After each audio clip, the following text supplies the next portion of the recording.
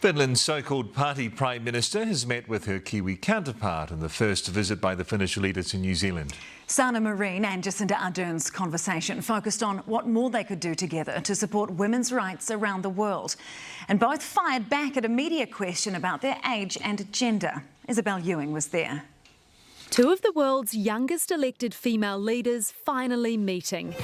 Our former DJ Prime Minister and Finland's so-called party PM have been regularly compared on the international stage, and even on the other side of the world, Sanna Marin can't escape the controversy. I had a couple of free days during the summer, and if the media wants to focus on it, I don't have anything to say. Footage from those free days was leaked in August, Marin dancing with friends.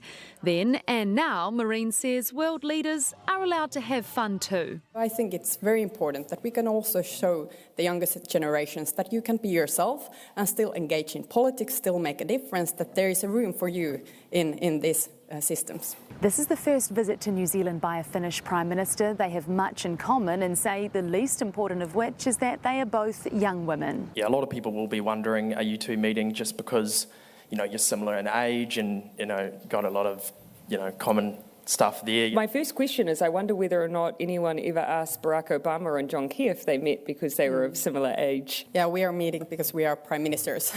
In the minority among their male peers, Marin and Ardern say they feel a sense of responsibility. Given there are so few female leaders, to make sure that we use our voice on behalf of those that are experiencing such dire circumstances in Iran is a good example of that. We need to address these kind of issues together. Currently, New Zealand's exports to Finland total about $14 million annually, mostly beef and wine. Ardern's keen to build on that using the recently signed EU free trade deal. But it's our job to further it, regardless of our gender. The pair will ditch the formalities when they meet for dinner tonight and maybe even share some party stories. Isabel Ewing, Newshub.